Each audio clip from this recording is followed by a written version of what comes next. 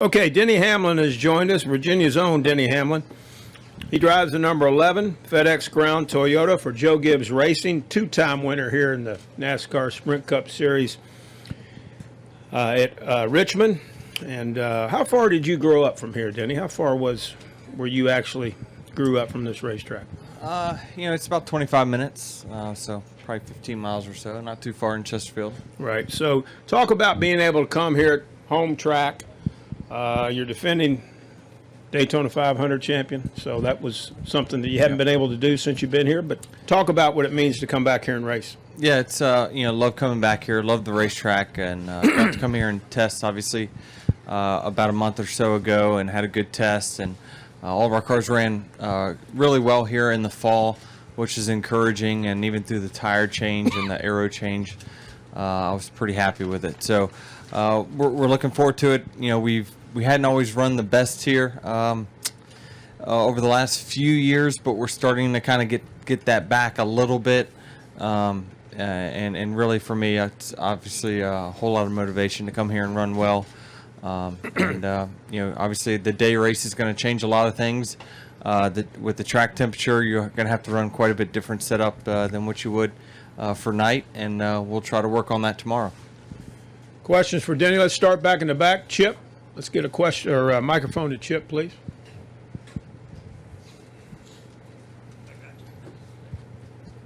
Denny, Chip RIR from 8 News here in Richmond. First off, welcome home. Thanks. And second of all, you grew up here in Richmond, love coming back to the track. It's going to be a little different this time. Day racing on Sunday. You had that last year, but now that it's official, what is that like for you, coming back and having a change of pace with day racing? Well, I like having Sundays off every now and then, but other than that, I think that it's definitely going to put on a great show for sure. This racetrack, it does change a lot during the day, but Sunday afternoon the weather looks good, so I'm just encouraged to go out here and have a good race. And I think no matter whether it be day or night, our team overall should perform pretty well as a whole. So it doesn't matter to me one way or another what day it is, but it is a change for sure. Sean, you got a question? Let's go with Sean. Sean Robertson, CBS affiliate here in town. Denny, we've talked so much about the switch, and you guys raced last year in the spring. Can you take anything from that race last year, or will you use more of what you got from the tire testing a month ago to prepare you for Sunday? I think the tire testing was probably the most important. We have a tire that lays some rubber down here at this racetrack, so we did have to change some things in our car, and I was pretty happy with it. So overall, we'll lean on that test more so than years past information.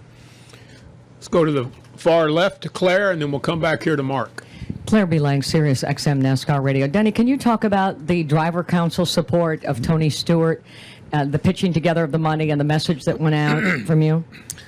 Yeah, I think it's just it's kind of shows a unity amongst us, and it really has nothing to do with lug nuts or no lug nuts or anything like that. It's more so the drivers believing that they have a right to express their opinion, especially when asked about it in an interview. And so we try to do our best to give honest answers, and sometimes those aren't always the best thing. But I know at times I've been very guilty of being too honest at times, and or too opinionated at times, and it costs you a nickel or two. But we just think that there should be a little bit of leniency there, for someone that knows a lot about our sport. It's been in our sport a long time, and obviously he gave his opinion, especially on something on safety is too. I think is pretty important.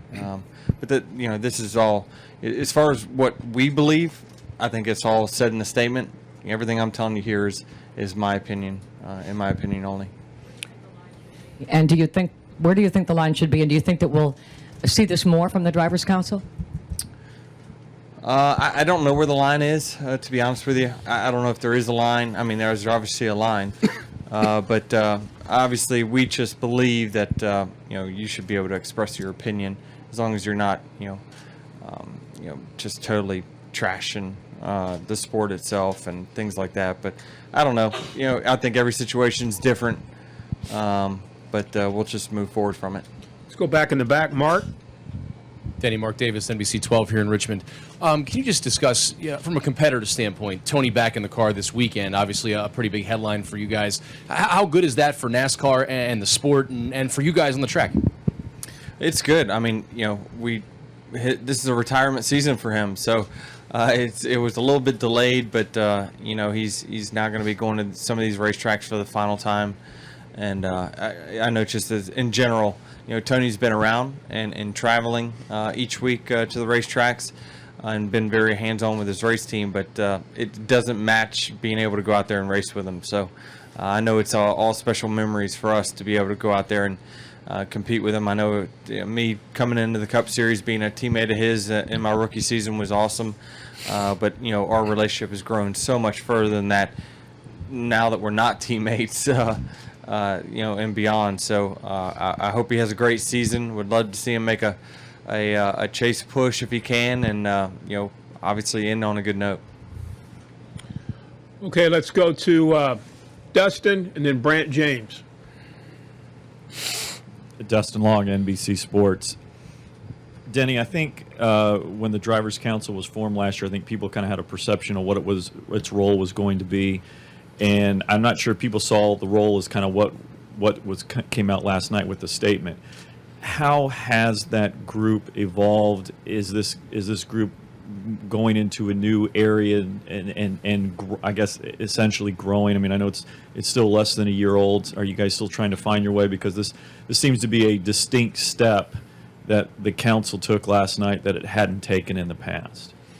Yeah, I mean, I think that the driver's interest, the owner's interest, and NASCAR's interest is 95% aligned most of the time.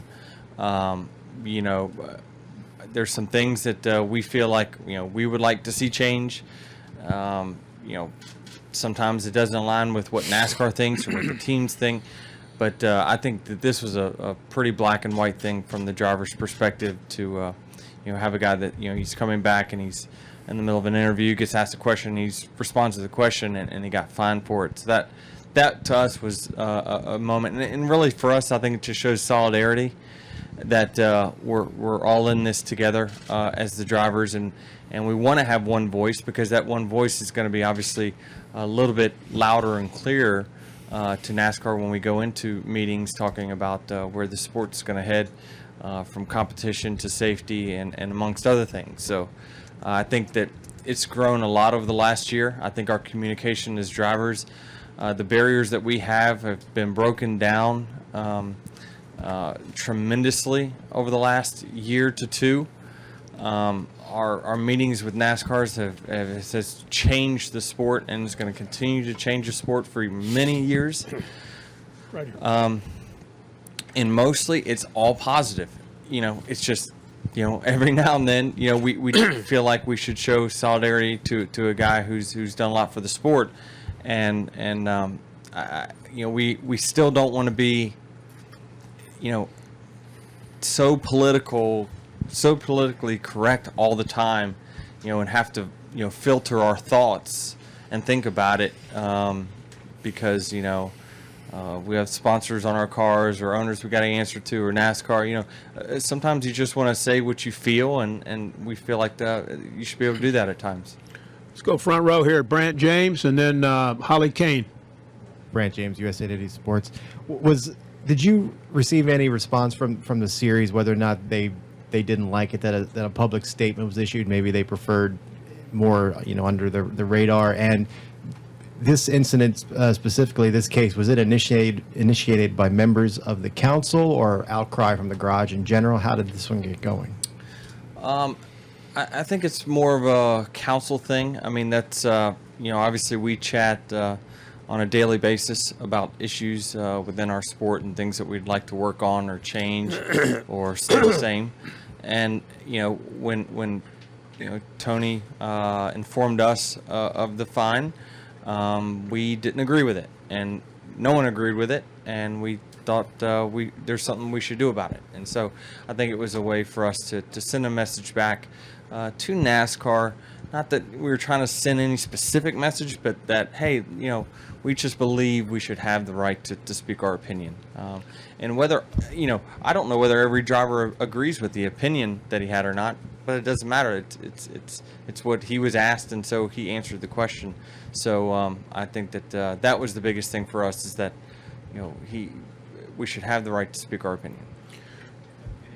Series on the statement or anything like? No, nothing from the series at all. But I'm sure we'll all hear something at some point. Let's go to Holly Kane, and then we're going to finish with two gentlemen in the back. Hi, Denny. Holly Kane, NASCAR.com.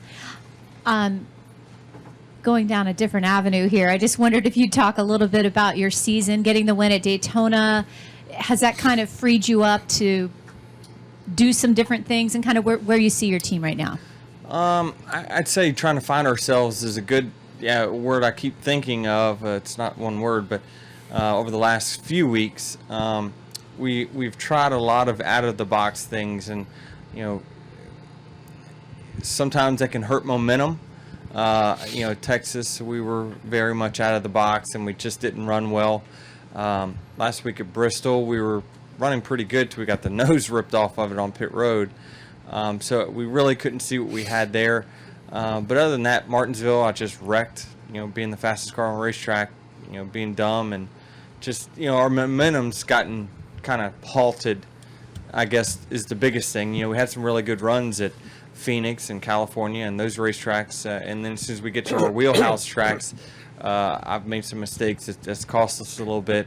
And I think we've made, not great decisions on experimenting with a few things, but it's all about learning at this point. I mean, we're here in April. We still got months until the playoffs start. So I think it's an opportunity for us to work on things to try to get better, because ultimately, the checks don't get written until the end of the year. So we need to make sure we're good when it really, really counts. Got time for two more, both of them from the folks on the back row, Chip and then Sean. Denny, back here again. To piggyback off your season, coming back to Richmond, being a Daytona 500 winner in the closest race finish in Daytona history, does it feel any different being back here with that label on your chest, Daytona 500 winner? Sometimes I forget about it at times until you kind of get introduced that way, and I didn't realize, that it's part of nearly every introduction that you go to. I mean, it's one of the biggest, coolest things was going to the awards last night in New York, the Edison Awards, and getting introduced as Daytona 500 champion, and these were some of the brightest minds in America, and they're excited to see a silly race car driver from Virginia. So it's really cool from my standpoint to have that label, and ultimately, I play a lot of golf with Michael Waltrip, who has two of them, and he reminds me all the time. So I at least need two to stop that conversation. Final question, back row. Go ahead, Sean. Denny, back here to piggyback on Holly's question in regards to your season. A two-part question. How do you balance trying to get ready for the chase to actually going out and winning the race? And the second part is, you kind of got the ball rolling for your team and JGR to be so hot at this point of the season. Can you pinpoint as to what has been the factor for you guys being so good at this point of the year? Well, it's a tough balance, because you treat tracks that are in the chase differently than you would tracks that are not. So Texas, for instance, is a chase track. So we tried a direction that we were going to see if that direction is where we need to be when we go back there in the chase. It was not the right direction. We know that. But the other races, I mean, I think you kind of know after practice whether you're going to have a shot to win or not, and you adjust accordingly. If you don't, then you're more willing to try some things to try to learn. But you're always out there every race trying to win the race for sure. But there's some weekends you have a better opportunity than others. We know that our program is very strong on all types of racetracks right now, so we would definitely like to log some more wins before the chase starts, because ultimately, the further you get into the summer, you want to start building some momentum and getting some good solid runs going heading into the chase. Some of the more successful chase runs I've had have been 4 or 5 races before the chase, starting to go on a little roll there, winning a few races and leading a bunch of laps. So that'll be a good indicator for us. And just what has been like the biggest factor for you guys to be so hot? The team as a whole, JGR as a whole, for you guys to be so hot? I think a lot of it's been documented about just there's some great drivers that I have teammates with that I learn a lot from, and there's tracks that I'm pretty good at that they learn from, and vice versa. We're all learning from each other every single week, and it's just raising everyone's game quite a bit. So I think everything's kind of clicking really well.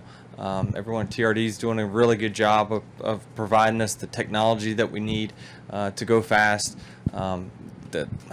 Every department within JGR is just clicking really, really well right now. The addition of the 78 car into our stable has helped. That's more information, another great crew chief, another great driver that you get to pull information and data from. So it's all just working at this point. Denny, we're going to do a quick transition over. This is hometown for you, and we have a couple of special guests with us today that are going to join us. We have Delegate Kirk Cox and State Senator Amanda Chase. They are representatives of Chesterfield County, which is Denny's hometown. Just a little tidbit of information for you guys. Delegate Cox was a government teacher at Denny's High School, but he didn't teach you, correct? No. So they have a quick presentation for Denny. Would you like to grab the mic and explain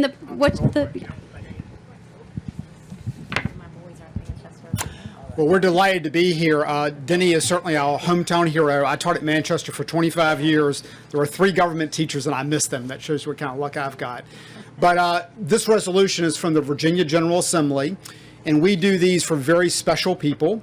I've gotten to do 2 this year, one for Charles Haley, who had 5 Super Bowl rings, but this one's a little special for me since you were at Manchester, and of course winning the Daytona 500, but just the whole history of Denny Hamlin, going back to Grange Hall Elementary School, which I was in and out of a lot, where I think you actually wrote a letter, it's in there when you were small, that you sort of dreamed of being a race car driver, and I think you said a red, white, blue, and gold car. But this lays out the entire history of all of Denny's accomplishments, and I hope to be back here maybe in 2 or 3 years when he wins the chase. But we just really want to congratulate you and thank you for letting us come down. So.